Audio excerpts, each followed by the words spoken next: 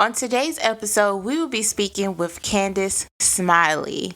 She is the host of Create the Ripple podcast, social marketer, speaker, blogger, minimalist, and her most important and favorite title, mom of one tiny human and a newborn.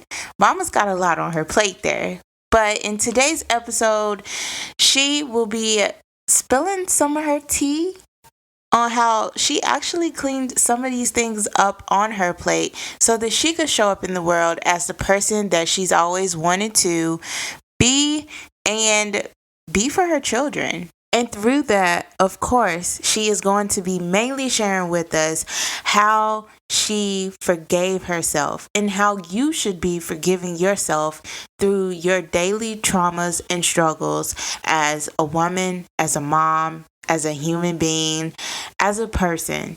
A lot of times we forget that the mirror has two sides. The mirror is not one-sided. So she's going to be emptying some of her plate on us and sharing some of her meals and blessing us with a soulful goodness. Oh my gosh, goodness gracious, plate full on how to forgive yourself and how to overcome your traumas to keep going in life and create a new narrative for yourself. So without further ado and getting started, Candice, why don't you share with us, what does forgiving yourself mean to you? So thank you so much for having me on as a guest today. I'm super excited to be here. Forgiving myself, well, I feel like a lot of the messes I got myself into, I call them detours, to be honest, because I feel like I kept on getting on track and then getting off track, were usually because I wasn't listening to my own, inner self, the inner niggle, right, is what I call it, right? That little nudge that says we should be doing something or saying something different than what we are. And it wasn't until I really acknowledged that and began practicing radical forgiveness that I found I was able to move sort of from that point into a place of solution. Now, at first, I felt like I needed to be forgiving other people. And it was really the big transformation came when I practiced not only radical forgiveness of them and myself, but also some radical acceptance. So sort of taking it one step further, that I made those decisions. It is what it is. And now here we are. And I found that brought a lot of relief in the form of peace to my life when I did that. Gotcha. So what's your story? Like, what brought you on to forgiving yourself? We have time. Well, we have time. Well, to be honest, I had a really amazing childhood. It was really safe. It was supportive. It was beautiful. I loved growing up. And then at 17, I was sexually assaulted by a boyfriend. And it was a very traumatic event for me. I ended up staying in that relationship for over 2 years. There was a lot of gaslighting, a lot of manipulation, right? That narcissistic behavior of the apology and then keeping on doing it, right? Mm-hmm. So I learned a lot while I was in that relationship, but it was a really traumatic experience for me. Before that, I had never even been kissed or holding a boy's hand. Oh.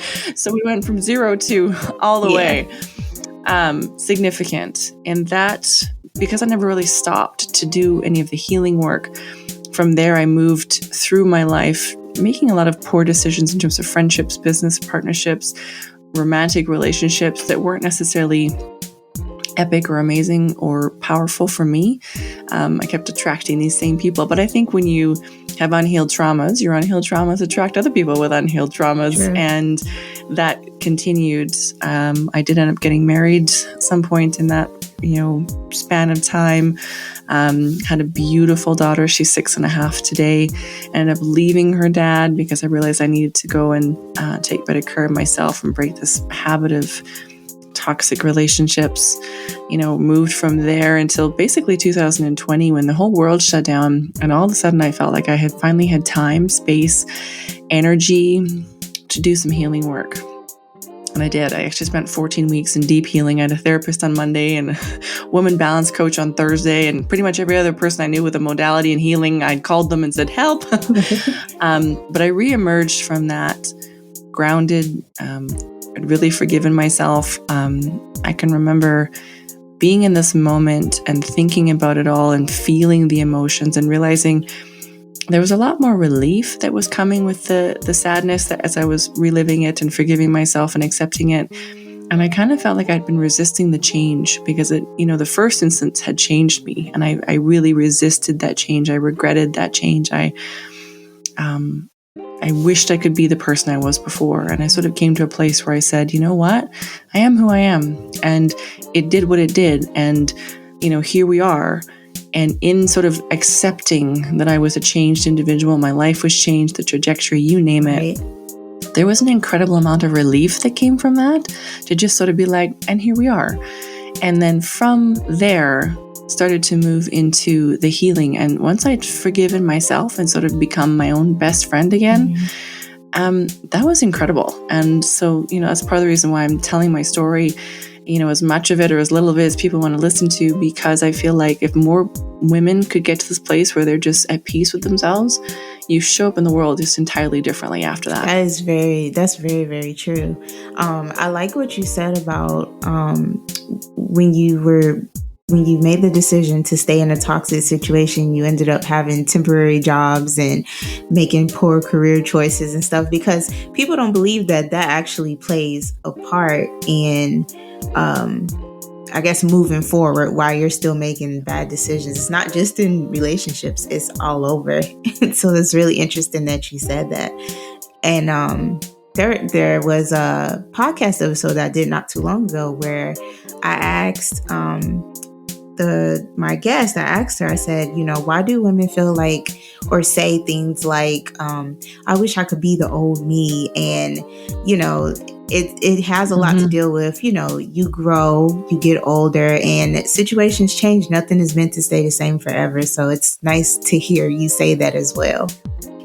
Yeah, it was a really big turning point in terms of, like you had asked, right, about the forgiveness piece, was sort of just really coming to a place of, acceptance. And I've come to kind of see that, forgiveness sometimes is challenging, but you can come to a place of acceptance, and that almost is sort of this, forgiveness without having to feel like you have to let the person go, right, in that sense. And so I found a lot of peace in that is just like, well, and here we are. Right. And what did I learn? So what challenges did you face while you were in your forgiveness? There was a lot of bitterness, for sure. And I think, like a lot of people that go through a trauma, we put up walls. And I joke and I'm like, no, it wasn't a wall. It was a wall, and there was a moat, and there was some alligators in the moat. Right. And, it was really hard. And so I think because, I really wasn't being honest with myself. I wasn't honest with myself about how hurt I was. I wasn't honest with myself about, the impact that it had. I wasn't honest with myself that I was uncomfortable in the first place, right? And I really like talking about that, because I think that a lot of people, but especially women, come to this place where, we have these covert contracts, right? Let's just say on a date, right? The guy pays for the meal, he opens the doors and all this other stuff. And then you might say, hey, thanks so much for the night, and go home. And sometimes you can run into a lot of, anger and frustration. And that was certainly something I experienced in my romantic relationship. Was that there was this expectation of, a reciprocal, that he wanted something back. And I didn't feel comfortable enough standing in my own power to say, hey, actually, it's a no. And then having to endure some of those guilt and blame and this kind of stuff. And so since becoming very aware of that, it's something I talk a lot about, just to create some of these awarenesses that a lot of people don't see that. And so I think once I had sort of established a habit of giving in when I wasn't comfortable, that prompted me to give in a lot of other situations. So I had friendships that weren't necessarily supportive to me, really guilt-ridden. I went when I was tired. I'm an introvert. So I might say yes on Tuesday to go out on Friday, and Friday shows up and I'm like, you know what? I'd really rather just stay in.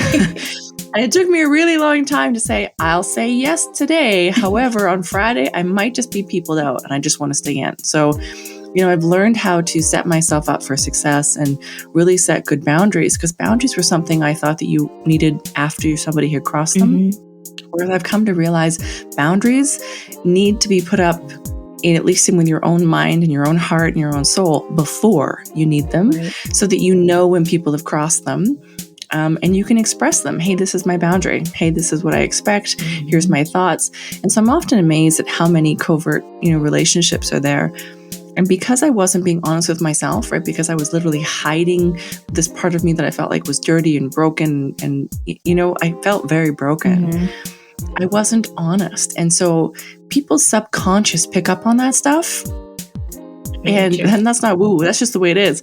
So because I wasn't being honest with myself and sitting in the pain and the healing, people didn't trust me. They didn't know why, but they just said there's just something off about, or just there was this, people expected me not to show up to things because I wasn't showing up for myself. And so, what was one of the big challenges? The big challenge was that people didn't trust me, but they didn't know why. And it's just because I didn't trust myself. Yeah. And that message was being broadcast so loud and so clear. And post healing, now I show up at people who have known me for years and they go, "You were just different." And I'm like, yes. Me and me are good. Yes. So, yes, you're right. Do you find that since you have forgiven yourself that maybe, I don't know, maybe you go out more or you open up more? Because I feel like women sometimes, when we fall into this rut where we don't trust ourselves, we don't forgive ourselves for something, even if it's something small, we start to isolate ourselves from people and things that we like to do. Big time. I had wanted, and this was part of the regret and the remorse I felt, as I had planned on going to be a singer. I wanted to go over, there's a really amazing college in Europe. I was going to go take some fine arts training and then look at a career in entertainment.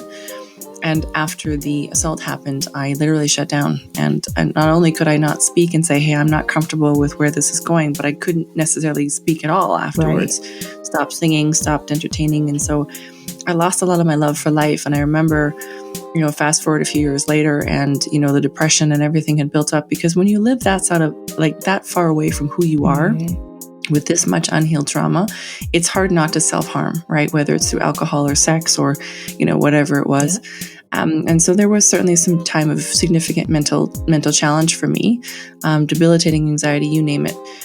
Again, just because I was so divorced from myself, right?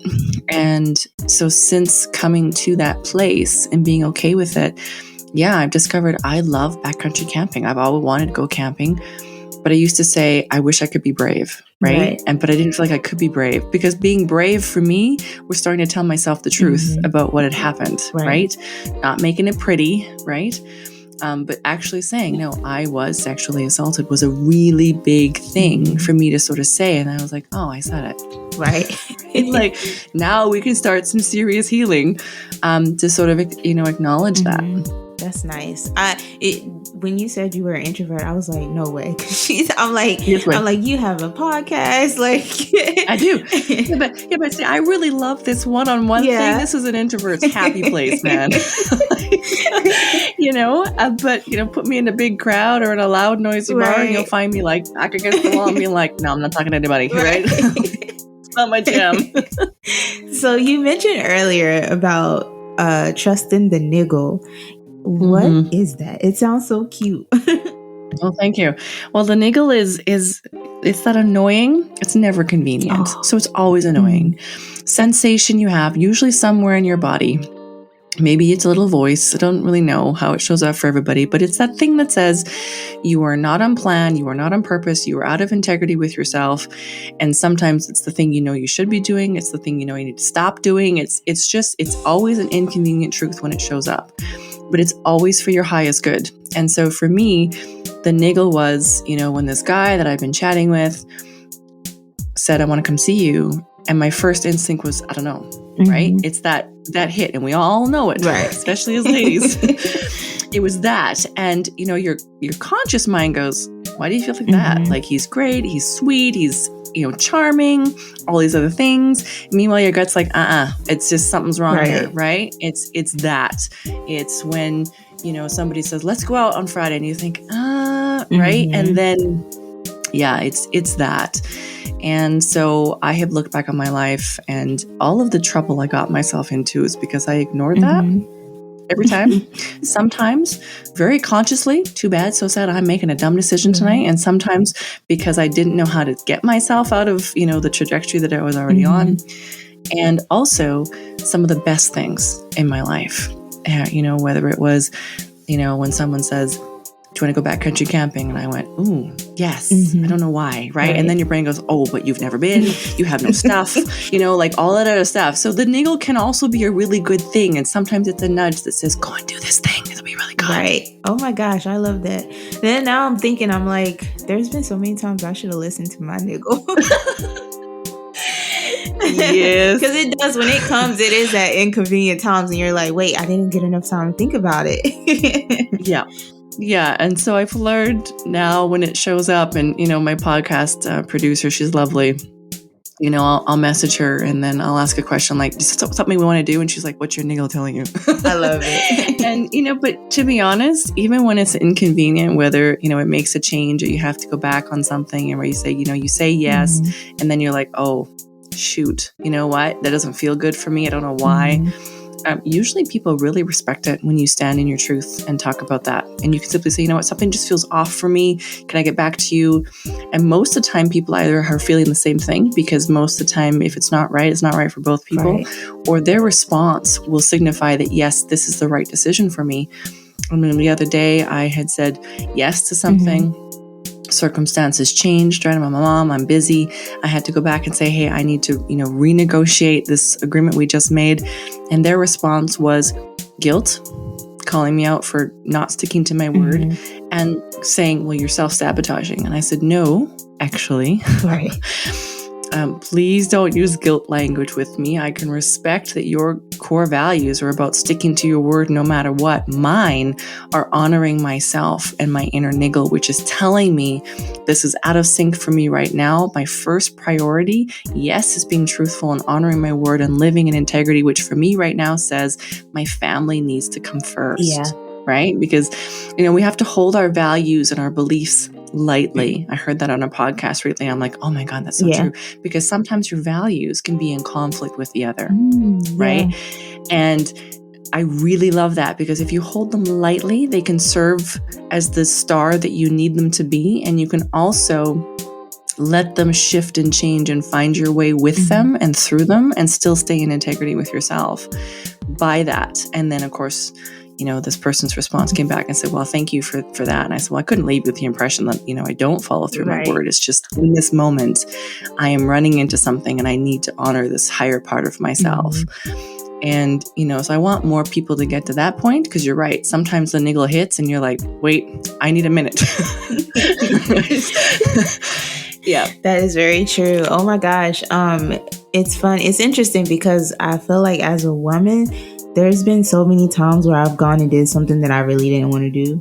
And if I turned it down at the last minute, I felt so bad about it, and I was guilt tripping myself. And I know I'm not the only one who's done it. So we do need more women out there who are willing to say like, hey, this is not going to work out. Again, like, stick to your guns.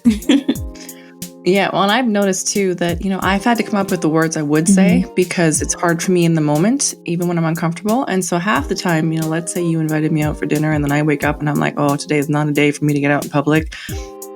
And that doesn't feel like a good enough reason, right? Why do we need a good enough reason, right? We don't need a reason to stand up for ourselves. And people say, well, I use my kids. And I'm like, well, I don't want to do that, because that feels like I'm not standing in my integrity either. Right. I'd much rather just be honest with you and call you up and say, listen, I am not feeling like people seeing today. That's just not my thing. I don't want people today.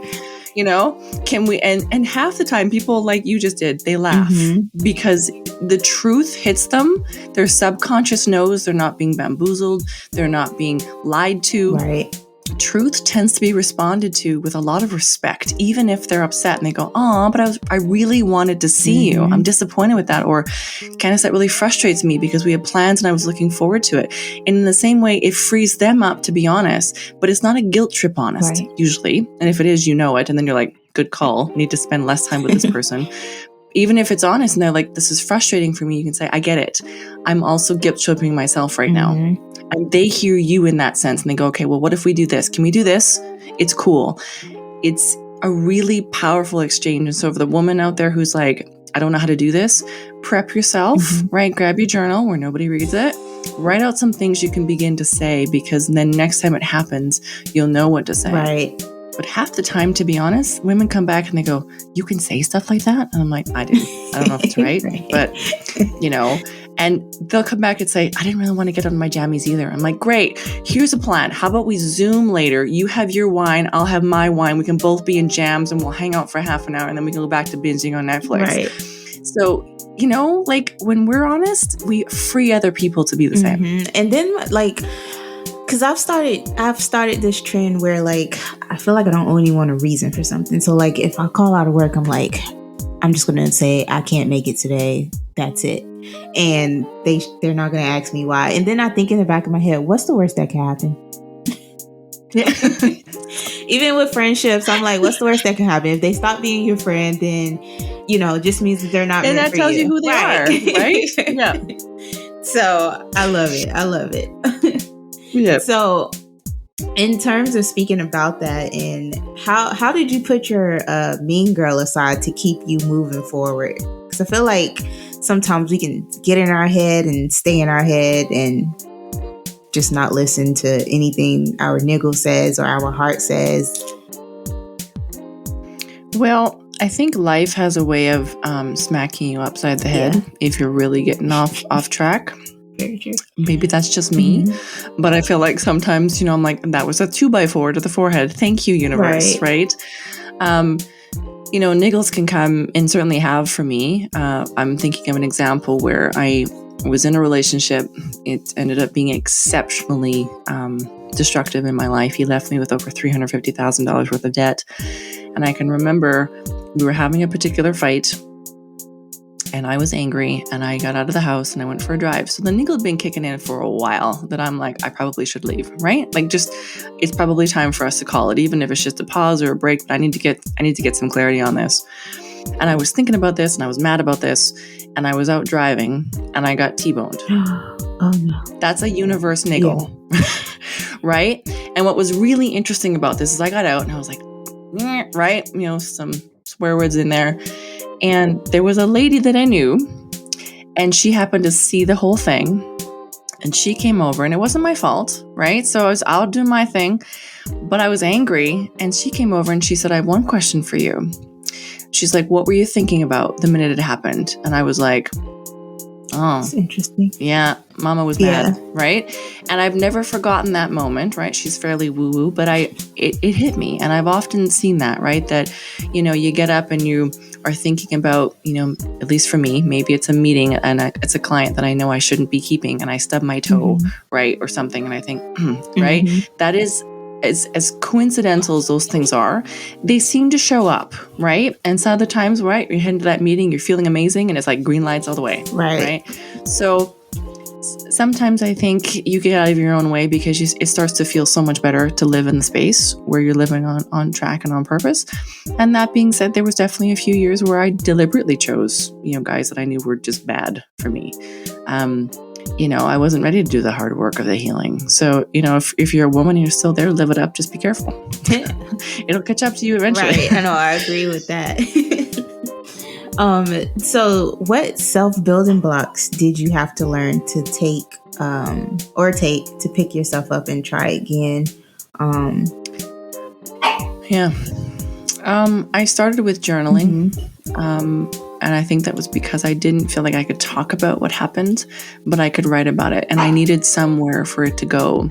And so I would write about what happened. And so I actually have a line of journals now. They're available through my website where, I say to people, here's, 9 trust the niggle questions. They're highly inconvenient questions. I apologize in advance, but they'll get you started thinking about the things that you may be ignoring for a very, very long time.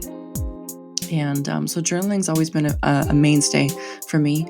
Driving was also big, just sort of getting out, being by myself. Sometimes, you can think about a niggle, like you were saying. Sometimes I need more time to think about this. So give yourself the gift of time. When I realized I needed to leave my marriage, the niggle had started much earlier than that. But I remember very distinctly having a niggle that this was not the right relationship for me when I was 3 months pregnant. And knew again, 6 days postpartum that this was it. This wasn't going to last. And I needed to figure out what my game plan was. Always inconvenient, right? Like very inconvenient when you're like, darn it, this isn't what I need it to be. And I remember standing in the bathroom and I said, we need to leave. This isn't for your best. Either he's going to change or you're going to change, but something needs to change. And I looked in the mirror and I went, ugh, but first you're going to lose 50 pounds, girlfriend. And that was just, I was 6 days postpartum. I wanted to get myself back. And I knew that I didn't necessarily do it for vanity's sake, but I was thinking if I'm going to be a single mom for a while, then I need to be in the best shape I can physically, because I'm going to need to support myself emotionally, mentally, financially, plus another little human being, right? And so I figured I can't do that if I'm not feeling my best, right? Amen. Like, let's stack the deck a little bit. And so people laugh at that all the time because I'm like, I had just decided to leave my marriage, but first let's lose some weight. But I think that was me allowing myself to begin to process the big decision. So I say that to women all the time. If you realize you need to change your job or move your city, or you need to have a really, really big conversation with someone that you know might have a significant impact on the way your life looks, and that's scary, start with the small thing, right? Journal it out, or maybe just go put the dishes away, or just some of these things. Begin to shift and align yourself more of who you want to be in terms of what that looks like, because then I think it's much easier to then tackle the bigger things. That's a lot in a nutshell. That's a lot of good information. So it seems to be like be more therapeutic with yourself and take that time out for yourself. And I can't tell you how often I talk about journaling on my podcast, but I preach it because I'm like, it's something you need. It's not a want. And the great part about it is when you are journaling, you begin to make yourself aware of what it is that you're doing wrong and sometimes you can even find a resolution to that problem. I can remember before I moved here to Georgia, all I kept writing was about how I wanted a better life, and where I was at wasn't going to help me. And I said, you know what? I'm just going to have to make that decision to just leave, and family and friends can wait. If they decide to move out here, cool. But if not, then that just gives me a reason to take a vacation. So yes, I love it. I could not agree more. Yeah. That's interesting.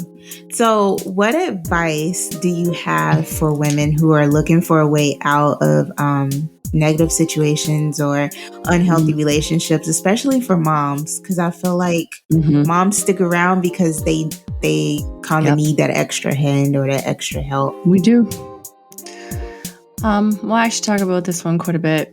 And I think one of the best gifts I gave myself, to be honest with you, was I was honest with myself that it was going to suck.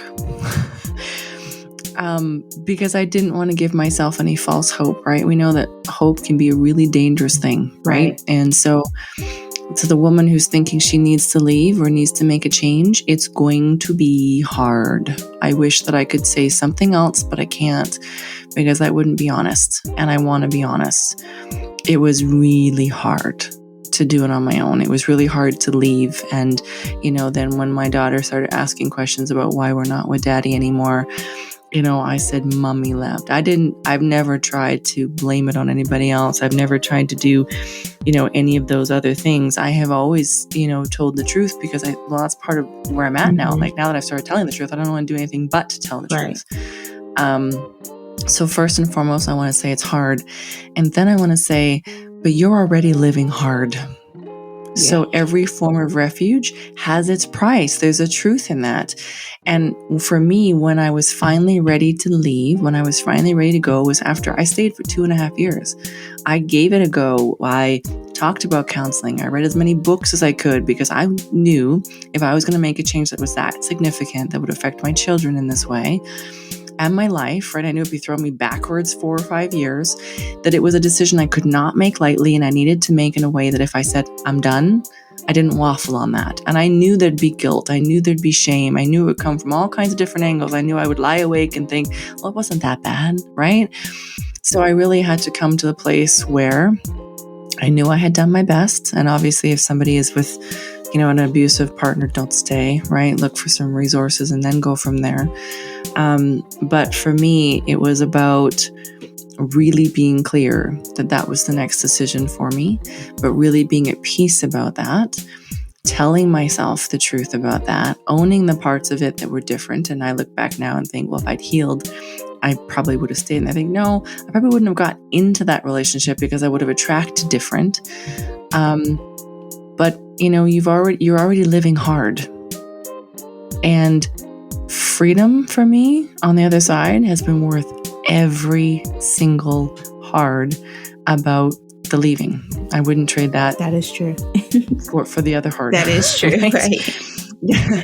Both were hard. One is easier hard because I chose it, right? I would like to add too that you mentioned when you were looking at yourself in the mirror, you said, before I leave though, let me lose 50 pounds. Let me do this.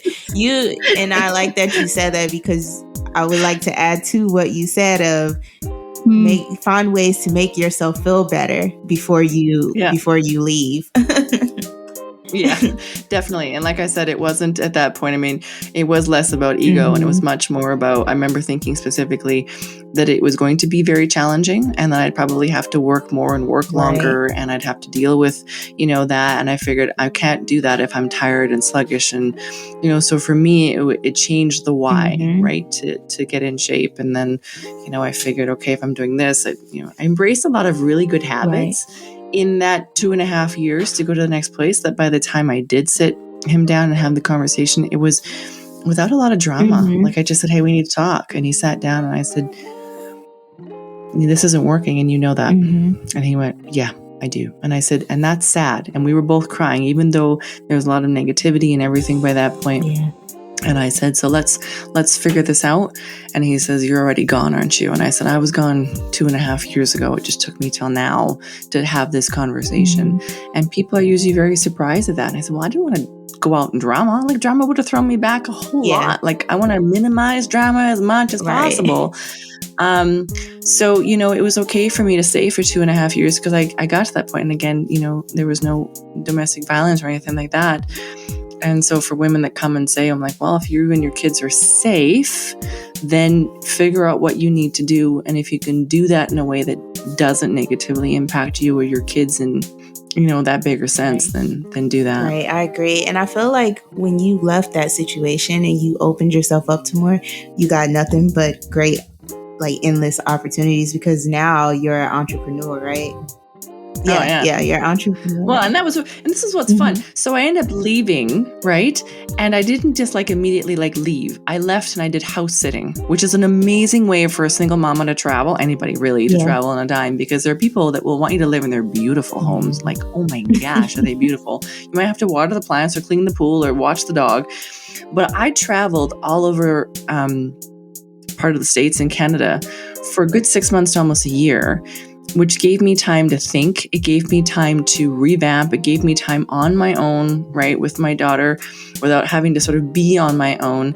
And then it gave me some time for a while that I actually stayed for free in my own town for 3 months. And then I moved in with a friend, in a bedroom that she needed to have space. And so we were actually kind of homeless for a little while, which was a really wonderful experience for both of us. And it was a great way to sort of move through that original pain after saying I need to leave. And then you're right, it opened up some incredible doors. I got my business sorted, right? In those 2.5 years, I really made sure that I have money coming in, because there was a period where there wasn't any child support, right? And then there's been a divorce and anyway. So yes, ladies, it is hard. But you're already doing hard. Right. So go do hard on your terms. Yeah, I love it. Do it on your terms. So, before we leave and end this episode today, I just want to say I thank you for coming on and sharing your story and your knowledge about trusting your niggle and forgiving yourself and how to create a new scenario for your life, and that it's hard, but it's worth it in the end. But before we go, I would love if you could share with my sunshines how we can get in touch with you, any social medias. I know you mentioned you have a journal on, so this is spotlights on you now, and you can tell us. Spotlights. Yeah, well, everybody can head over to my website, which is just CandiceSmiley.com. So it's nice and easy. And once you're there, there's the first pop-up that you see is for, the 9 questions. So even if you have a journal you love, I have 9 questions that I, just really to help people sort of start tuning in to themselves. I mean, we're in a brand new year, right? So what do you want to do? Where do you want to go? So there's that. And then on Instagram, I'm at Candice Creation. And but again, once you get to the website, everything's basically linked there, and you can come and find and hang out and maybe pick up a new journal. Awesome. Well, Candice, I just want to thank you for coming on to my show and sharing some of your golden nuggets and shining some of your light on me and my sunshines here at Bonjour Beauty Podcast. Again, if you're listening to this episode, you can find all her information in the show notes below. And in the meantime, I'm sending you lots of peace, love, and big hugs.